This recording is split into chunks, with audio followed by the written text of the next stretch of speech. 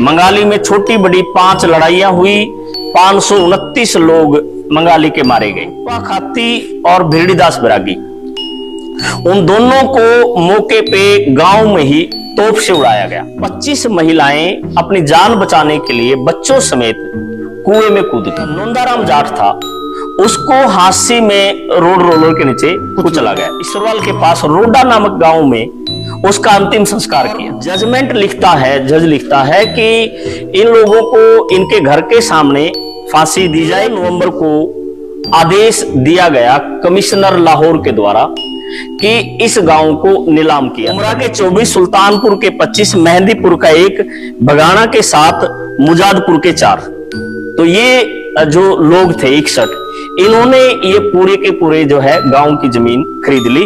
दोस्तों 1857 की क्रांति के ऊपर जैसे ही हमने सीरीज शुरू की थी, सीरीज आगे बढ़ते बढ़ते हिसार में पहुंच चुकी है। पिछला वीडियो हमने हिसार के बारे में बातचीत की थी कि किस प्रकार से हिसार के क्रांतिकारियों ने लड़ते हुए यहाँ कुर्बानियां भी दी है और अंग्रेज अफसरों को भी मारा है, और किन लोगों ने गद्दारियां की, किन ने क्या की, वो पूरा ही इतिहास का मामला वो इसमें आएगा।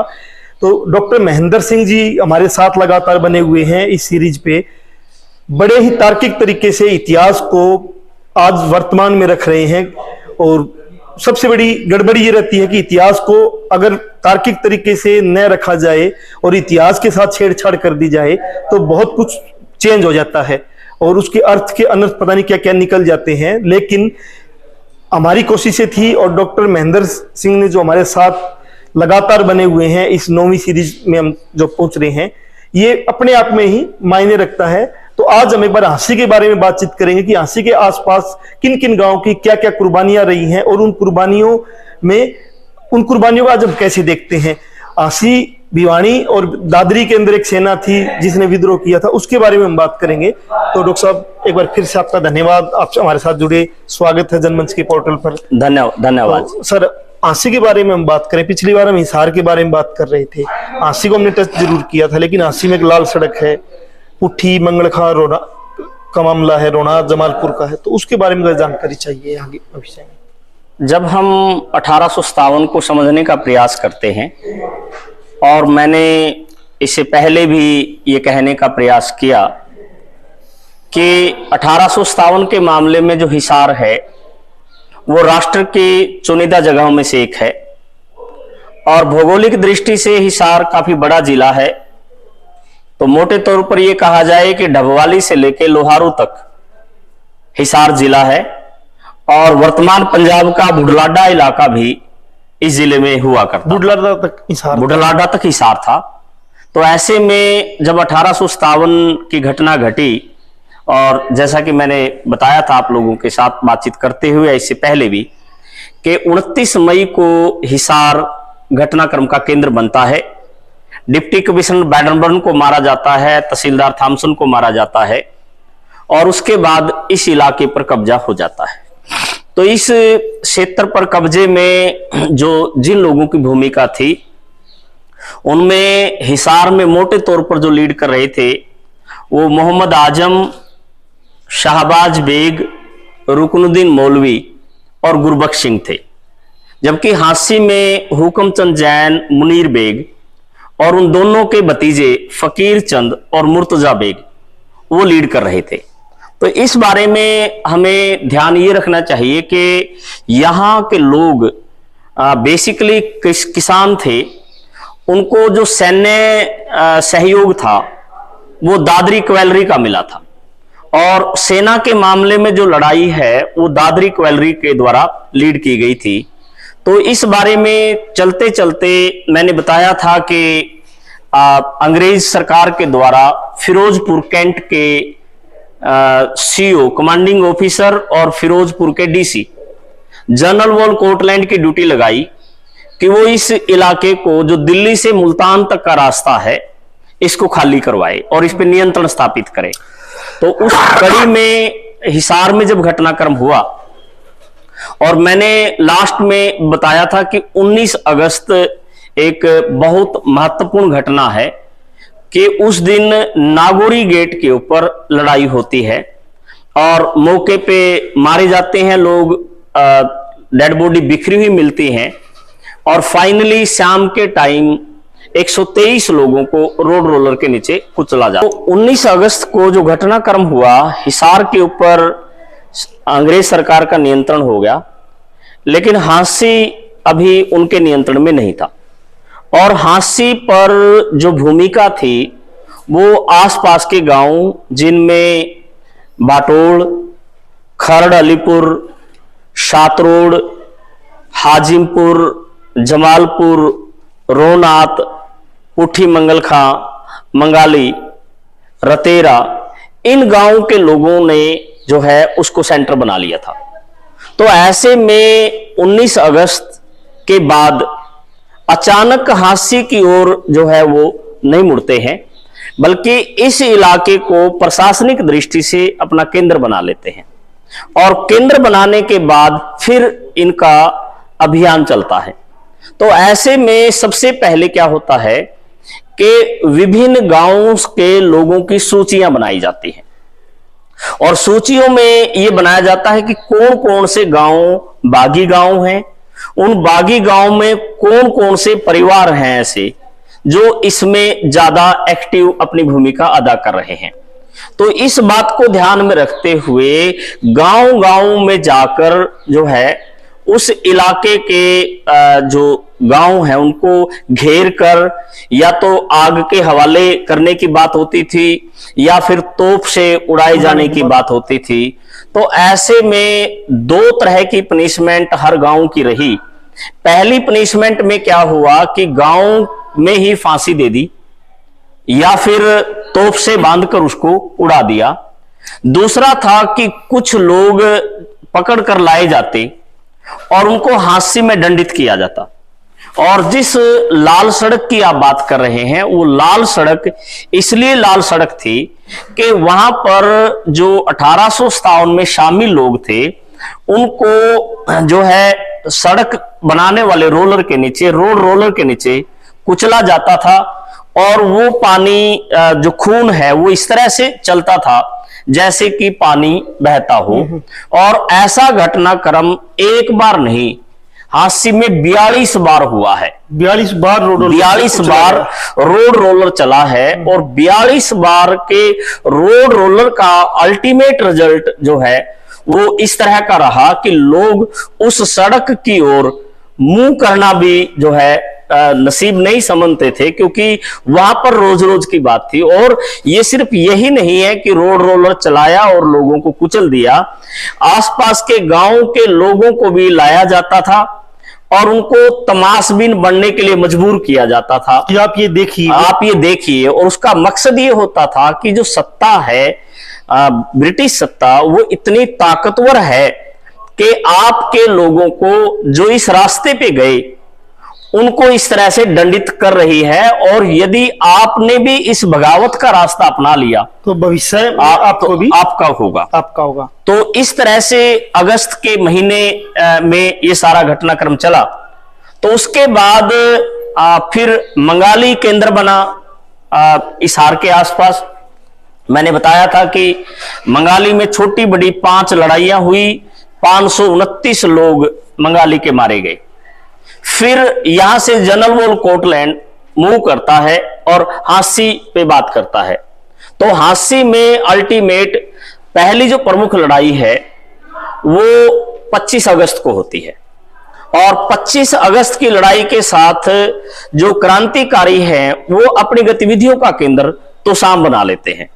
हांसी से फिर वो आगे तोसाम चले गए, और तोसाम में उन लोगों ने थाना लूटा, और इवन जो भूरे खान नाम का एक व्यक्ति था जो इंचार्ज था थाने का, वो क्रांतिकारियों के साथ शामिल हो गया और उसने मिलकर फिर तोसाम के ऊपर कब्जा करवा लिया। तो इसमें खानक, रतेरा, हरिता, मित्राऊ, ये जो गांव हैं ये उसमें शामिल होते हैं। और फिर अल्टीमेट जो है 7 सितंबर को हांसी का सरेंडर होता है, और हांसी का सरेंडर करके हांसी के ऊपर सरकार अंतिम तौर पर कब्जा करने में कामयाब होती है। लेकिन आसपास का देहात फिर भी नियंत्रण में नहीं था, फिर भी बागी बने। तो इस कड़ी में जब तोसाम की गतिविधियां हो गई तो अब जनरल कोटलैंड तोसाम की ओर मुड़ते हैं। तो इस बीच भिवानी गतिविधियों का केंद्र बन जाता है और भिवानी में दादरी की जो रजब बेग की टीम है वो लीड करती है। तो 7 सितंबर से लेके 16 सितंबर तक का जो घटनाक्रम है वो तोसाम और भिवानी के बीच में रस्साकसी का रहता है और पूरा का पूरा जो इलाका है वो उसी अनुरूप आगे बढ़ता है।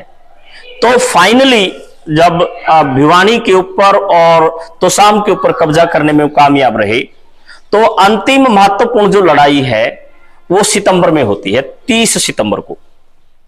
30 सितंबर को सबसे पहले हाजिमपुर पे कब्जा किया जाता है, हाजिमपुर के बाद जमालपुर पे कब्जा किया जाता है और हाजिमपुर और जमालपुर पे कब्जा करने के बाद पुट्ठी मंगल खां के ऊपर कब्जा कर लिया जाता। तो धीरे इन तीनों ही गांवों के ऊपर कब्जा करने के बाद लगभग शाम के टाइम 5:30 बजे के आसपास ये जनरल वॉर कोटलैंड की टीम रोहनाथ पहुंचती है और रोहनाथ को ज्यादा बड़ा बागी क्षेत्र माना गया है और वहां पर 3 लोग लीड कर रहे थे जिनमें नोंदाराम जाट, रूपा खाती और भिरड़ी दास बैरागी। तो ऐसे में क्या हुआ कि उन तीनों को पकड़ लिया गया और गांव के बाहर तोप लगा दी गई और तोप के माध्यम से गांव को आग लगाने की जो प्रक्रिया है वो रही और जब लोग निकलने की कोशिश करते हैं तो उनका वैसे शिकार किया जाता है जैसे पशुओं का किया जाता है। जैसे मेवात के बारे में, मेवात में भी लगभग वही कार्यक्रम हुआ। तो उसके बाद क्या हुआ, 25 महिलाएं अपनी जान बचाने के लिए बच्चों समेत कुएं में कूद गई, रोहनाथ के कुएं में। आज भी वो कुआं है और उसको इसी दृष्टिकोण से हम उसी तरह से ठीक मानते हैं या उसी तरह से स्वीकार करते हैं जैसे अमृतसर का जलियांवाला बाग। इसलिए कई लोग उसको हरियाणा का जलियांवाला भी बोलते हैं। तो ये सारा का सारा रहा। तो उसमें क्या हुआ, रूपा खाती और भिरड़ी दास बैरागी उन दोनों को मौके पे गांव में ही तोप से उड़ाया गया, तोप के बांध के उड़ा दिया और जो नोंदाराम जाट था उसको हादसे में रोड रोलर के नीचे कुचला गया। तो ऐसे में क्या हुआ, उनकी डेड बॉडी तक को जब नहीं मिला तो जैसी तैसी कोई सिंबल मिला रूपा उसके भिरड़ी दास बैरागी के परिवार वालों को, वो गांव तो छोड़ ही गए। तो वो वहां से उसकी डेड बॉडी लेकर गए और उन्होंने इसरवाल के पास रोडा नामक गांव में उसका अंतिम संस्कार किया। और आज भी रोडा में एक मंदिर उन लोगों ने बनाया है और उसका नाम है स्वामी बिरमी दास, यानी स्वामी भिरड़ी दास बनाते तो मैसेज अलग तरह का। तो स्वामी बिरमी दास के नाम से उन लोगों ने एक मंदिर बनाया और वो मंदिर आज भी रोडा में देखा जा सकता है। जैसा कि मैंने पहले कवाली में जो है राव के बारे में बताया, राव बाबा की समाधि, तो राव किशन गोपाल की समाधि वहां है। तो ये रहा। तो इसके बाद क्या हुआ कि 30 सितंबर के बाद इस इलाके में कोई इस तरह का घटनाक्रम नहीं दिखता है और जनरल वॉर कोटलैंड पूरी तरह से इस इलाके कब्जे में कर लेते हैं। लेकिन इस इलाके के लोग सरेंडर नहीं करते हैं और सरेंडर नहीं करते हैं तो फिर वो लोग 16 अगस्त की 16 नवंबर की जो नसीबपुर की लड़ाई है उसमें भी शामिल होते हैं। झज्जर का नवाब, हिसार का मोहम्मद आजम और ये शाहबाज बेग की टीम, राव गोपाल देव, ये सारे के सारे लोग उस लड़ाई को लड़ते हैं। लड़ाई में शायद लाला कुमदन जैन और उनका भी कुछ, हाँ, ये भी वहां होते हैं और अल्टीमेट ये लोग उस सारे प्रोसेस में फिर वहां भी हार जाते हैं। तो 16 नवंबर के बाद एक फिर नई प्रक्रिया प्रारंभ होती है जिसका जिक्र करना जरूरी है। तो 20 सितंबर को जो है बहादुर शाह जफर का सरेंडर हो गया दिल्ली में और जफर के सरेंडर के बाद लाल किले में डॉक्यूमेंट्स की तलाशी ली जाती है। तो उस तलाशी के दौरान 2 पत्र हांसी से रिलेटेड मिल जाते हैं जो हांसी के हुक्म चंद जैन और मुनीर बेग ने सहयोग के लिए लिखे थे, और उसमें यह भी लिखा था कि हम आपको तकरीबन 1.5 लाख रुपया तो भेज चुके हैं और हमारी 20,000 के आसपास सेना आपके पास आ चुकी है और आप लड़ाई जारी रखिए, पैसे और सैनिक हम आपको और जल्दी भेज देंगे।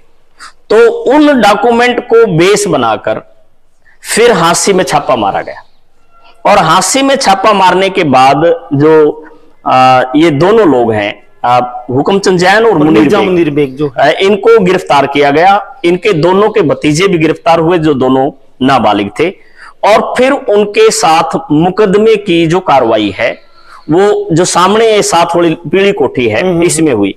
यानी ओरिजिनली जो डिस्ट्रिक्ट था वो पुराने कचहरी क्षेत्र में था, लेकिन 1857 की गतिविधियों के चलते हुए वो ऑफिस बंद हो गए थे और उसको केंद्रीय किले में ले आए थे। और किले की जो ये पीली कोठी है, जो कैटल फार्म की पहली बिल्डिंग है, ये यहां पर मुकदमा चलता है। और उस मुकदमे में वैसे तो लगभग 18 पेजेस का पूरा मुकदमा है और उसके अंदर पूरा का पूरा डिटेल दिया है, मैं वहां नहीं जा रहा।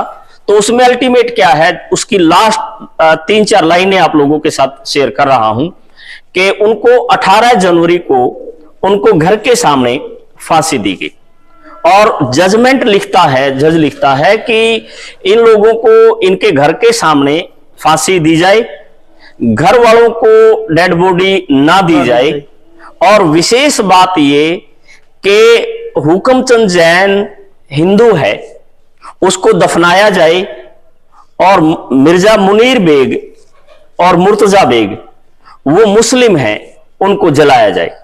तो घर के आगे विशेष पिलर लगाकर उन दोनों को फांसी दी गई, और 4 दिन बाद फिर जहां आज डडल पार्क, जहां डडल पार्क है, उस डडल पार्क में फांसी दी गई। और अल्टीमेट उस इलाके के ऊपर इस तरह का भय की परिस्थितियां बनाई गई, और हांसी जो है अल्टीमेट नियंत्रण में आ गया। लेकिन गांव में फिर इसमें एक और था कि मिर्जा मुनीर बेग को और उसके जो भतीजे हैं उनको कहां दफनाया गया? कोई ऐसी जगह नहीं, दफनाया नहीं गया ना, उनको तो जलाया गया। और उसको दफनाया गया, तो दफनाया जो है वो डडल पार्क वाले एरिया में दफनाया गया। हाँ, तो उसको दफनाया गया। तो अल्टीमेट मुस्लिम जलाए गए और हिंदू दफनाए गए। तो ये विशेष चीज है। तो इसमें फिर क्या हुआ कि अब सरकार पूरी तरह से लगभग पूरे सिस्टम को नियंत्रण में कर चुकी थी। तो हिसार के डिप्टी कमिश्नर को ऑर्डर मिला कि अब जो है जो गांव हैं उनको सेलेक्ट किया जाए। पहले मैंने कहा कि गांव के अनुसार लिस्ट बनी थी, और लिस्ट बनने के अनुसार उन गांव के लोगों को पनिशमेंट दी गई थी। फिर 5 गांव को ज्यादा खतरनाक चुना गया। इनमें हाजिमपुर, जमालपुर, रोनात, पुट्ठी, मंगलखां और मंगाली थे। तो इन सारे गांव की नीलामी के ऑर्डर जारी किए गए कि ये सारे के सारे जो गांव हैं इनको नीलाम कर दिया जाए, और इन गांवों को इतना खतरनाक बागी घोषित कर दिया जाए कि इनके पास बचे कुछ नहीं। तो अल्टीमेट जो ये 4 गांव हैं, मंगाली, पुट्ठी मंगलखां, हाजिमपुर और जमालपुर, इसमें तो क्या था कि कुछ लोग अंग्रेज समर्थक भी थे, और अंग्रेज समर्थक थे। तो अल्टीमेट क्या हुआ, वो गांव की जमीन उनको मिल गई, गांव में ही चेंज होगी। लेकिन रोनात गांव के बारे में यह कहा गया कि इस गांव की जमीन इस गांव के किसी आदमी को दी ना जाए, उसको बागी मान लिया जाए। तो ऐसे में क्या होता है कि इस तरह का जो फैसला है वो सबसे पहले 13 नवंबर को आदेश दिया गया कमिश्नर लाहौर के द्वारा कि इस गांव को नीलाम करने की जो प्रक्रिया है वो प्रारंभ की जाए। तो उसके बाद जब वो आदेश 13 को दिया गया, तो 12/4/1858 को लाहौर से फाइनली पास कर दिया गया कि डीसी हिसार अथोराइज है गांव को नीलाम करने के लिए। तो फिर डीसी हिसार ने तहसीलदार हांसी की ड्यूटी लगाई कि वो गांव को नीलाम करने की प्रक्रिया करे। तो गांव में सेना गई, गांव के चारों ओर का जो इलाका है वो सील किया गया, गांव के लोगों को घरों से पकड़कर जबरदस्ती लाया गया, और 20 जुलाई नीलाम की तारीख रखी गई कि 20 जुलाई को गांव के नीलामी की प्रक्रिया की जाएगी। तो ऐसे में क्या हुआ कि इस गांव की जमीन के बारे में यह कहा गया कि सिर्फ उतना हिस्सा जितने में गांव बसा है 6 बीघे और 13 बिस्वा जगह जिसमें तालाब है, ये जगह छोड़कर बाकी सारा नीलाम करना है। इवन तालाब के किनारे पे खड़े हुए पेड़, उनके बारे में भी लिखा गया कि जो आदमी इनको खरीदेगा ये उसके हो जाएंगे। और गांव के बारे में कहा गया कि गांव बागियों का गांव रहेगा। तो कुल मिला के 8100 रुपए में गांव नीलाम हो गया। 8100 रुपए में गांव को नीलाम कर दिया गया। पूरी की पूरी जमीन किन लोगों ने खरीदा? हाँ, वो मैं बता रहा हूं। तो 8100 रुपए में 10 बीघा और 13 बीघा और 10 बिस्वा जमीन छोड़ के पूरा का पूरा जो गांव है उसको नीलाम कर दिया गया। 61 लोगों ने ये जमीन खरीदी, यानी गांव के बसिंदे के पास एक खूड भी नहीं होना चाहिए। रिकॉर्ड में नीलामी के प्रोसेस में ये क्लियर किया गया।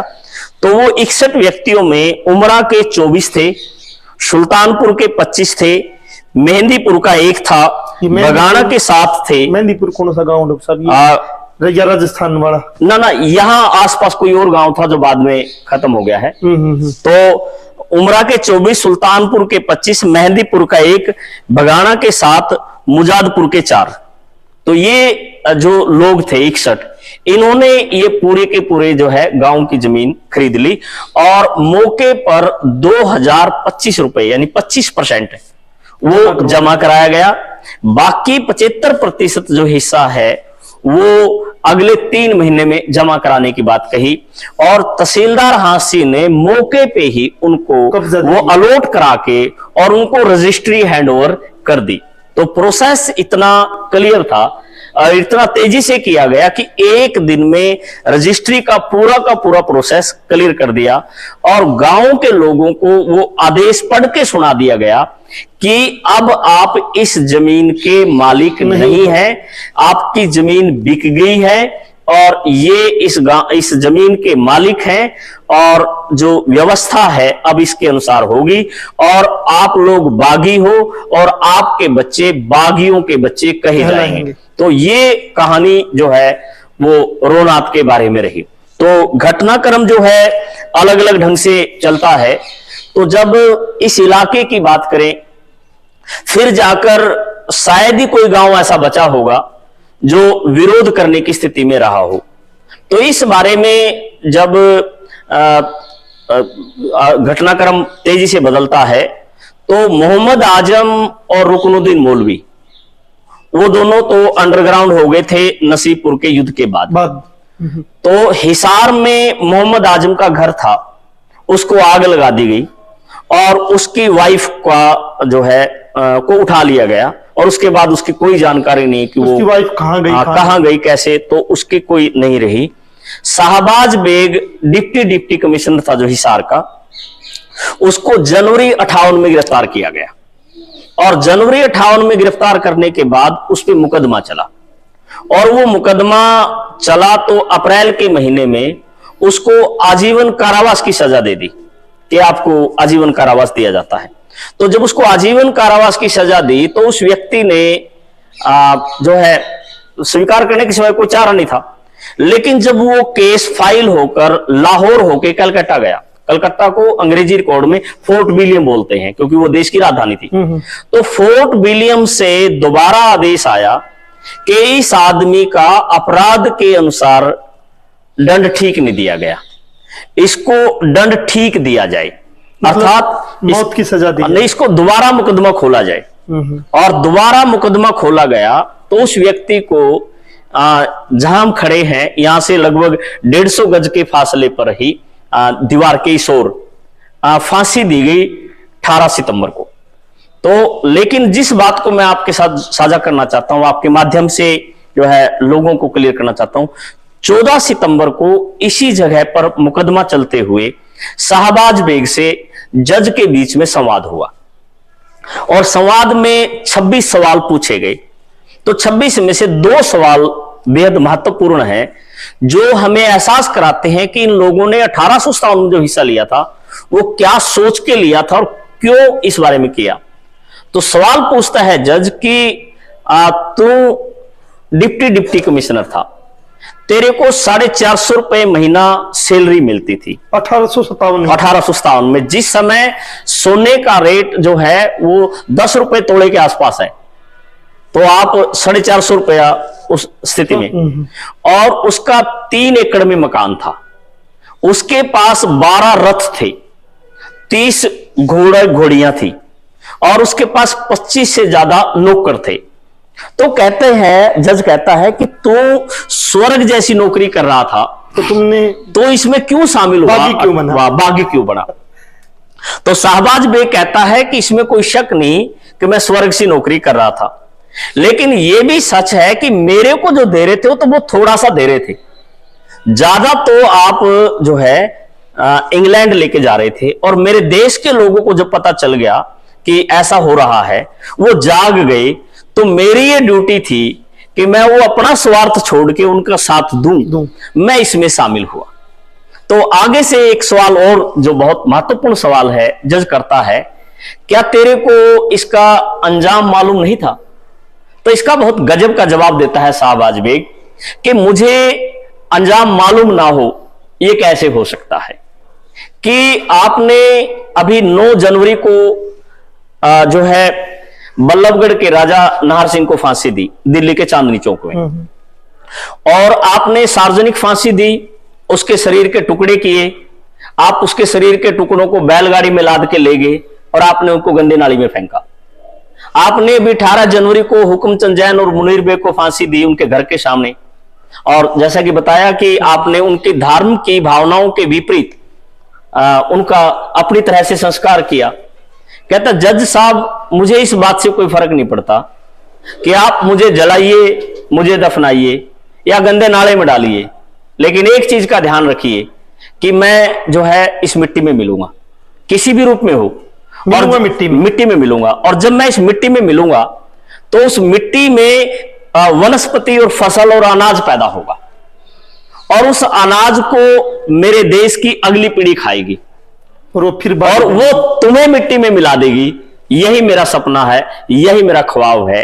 तो ये इस क्षेत्र का आखिरी घटनाक्रम मुकदमे के तौर पर दर्ज है, शाहबाज बेग का मुकदमा, और हिसार के इस घटनाक्रम को यहां पर हम क्लोज होता हुआ देखते हैं। डॉक्टर साहब, मेरा एक और सवाल इसमें कि जितने लोग जिस प्रकार से हांसी में रोड रोलर के नीचे कुछ ले गई 42 बार, कुछ को तोप से उड़ा दिया, क्या इनकी कोई सूची हमारी भारत सरकार के पास या एसटीएन के तौर पे किन्हीं के पास है कि कौन कौन वो लोग थे, ताकि भविष्य में मतलब नाम वाइज न हो तो इसको हम आगे एपिसोड में ले सकते। लगभग नहीं है ज्यादातर, क्योंकि कॉन्फिडेंशियल फाइलों में और जो जजमेंट के डिसीजन हैं उनमें कहीं कहीं ये जानकारियां मिलती हैं अभिलेखागार के रिकॉर्ड के अनुसार, लेकिन ज्यादातर जगह सरकार नाम और उन परिस्थितियों को छुपाती है।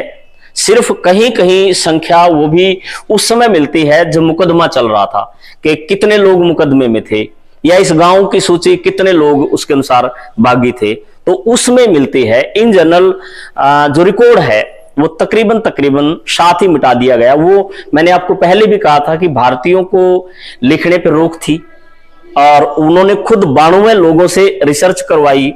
ऐसी स्थिति में तो इस इलाके की या इस घटनाक्रम को इस तरह से नहीं, थोड़ा बहुत जो जानकारी लिखित साक्ष्य जो मिल रहा है वो साहब रामजी राहड़ में मिलता है, जो मैंने बताया था कि लादड़ी का था और रामायण के प्रवचन दे रहा था, और प्रवचन देता देता वो अब इस मिशन में शामिल हो गया। उसने ये कलेक्ट किया, उसने गांव का जिक्र किया है कि इन गांव में इस तरह का घटनाक्रम हुआ, और सिलेक्टेड तौर पर उसने देने की कोशिश की है, या फिर इस इलाके के लोगों ने अपने चुटकुलों में, रागणियों में उसको जगह दी है, और उसमें खूब एक्सप्लेन किया है अपनी तरह से, जिसका मैंने पहले भी जिक्र किया था कि हिसार के बारे में जैसे गायक कहता है कि मई महीना सन 57 तारीख थी वह 1 कम 30, हांसी और हिसार के में अंग्रेजा की बांधी घीस। तो वो पूरी की पूरी फिर आगे रागणी में क्लियर करता है। और मुझे अलग अलग इलाकों से, हरियाणा के अलग अलग उसमें 27 रागणियां या रागणियों के टुकड़े मिले हैं जो अपने आप में बेजोड़ हैं। और जब मैंने उनको अभिलेखागार के साथ जोड़ा तो कहीं ना कहीं वो उस रिकॉर्ड की पुष्टि करते हैं। तो अल्टीमेट ये घटनाक्रम इस इलाके का एक अहम घटनाक्रम था जिसको हम इस तरह से चर्चा में लेते हैं। 1857 के बलिदान, जो हमारे पूर्वजों का बलिदान है, उनकी बहादुरी के किस्से हैं जो हमने भुला दिए हैं, उसको हम कोशिश कर रहे हैं कि आपके सामने ला पाए। ऐसे से हमारे पूर्वज हुए हैं जिन्होंने कुर्बानियां दी हैं, जज के सामने सीना खोल कर खड़े हुए हैं, सीना तान कर, और साफ कहा है कि हम मौत चुनते हैं और हम इस मिट्टी में मिलेंगे। लेकिन उन्होंने इस देश आज जैसे हालात बने हुए हैं, शायद इसका कोई सपना उन्होंने देखा होगा। और हमारी जो नस्लें हैं, जो हम आज आजाद नस्लें आजाद वातावरण में जी रहे हैं, उस आजाद वातावरण में जीने के लिए किन्हीं लोगों ने अपनी कुर्बानियां दी हैं। तो आने वाली नस्लें आजाद रहें, गुलाम न बने, तो हमें भी अपने इतिहास को तार्किक नजरिए से देखना होगा, पढ़ना होगा और उस पर अमल करते हुए, उसकी समीक्षा करते हुए आगे बढ़ना होगा कि कौन लोग हैं जो उस टाइम गद्दारी कर रहे थे और कौन लोग हैं जो कुर्बानियां दे रहे थे। गद्दारों का भी अपना इतिहास है और कुर्बानियां देने वालों का भी अपना इतिहास है। तो हिसार तक हम लगभग पहुंच चुके हैं। अगले एपिसोड में हम सिरसा और फतेहाबाद पे करते हुए हरियाणा के पूरे मसले पे हम कवर कर जाएंगे एपिसोड में। तो डॉक्टर साहब आप जुड़े, एक बार फिर से आपका धन्यवाद। मेरी ओर से भी धन्यवाद।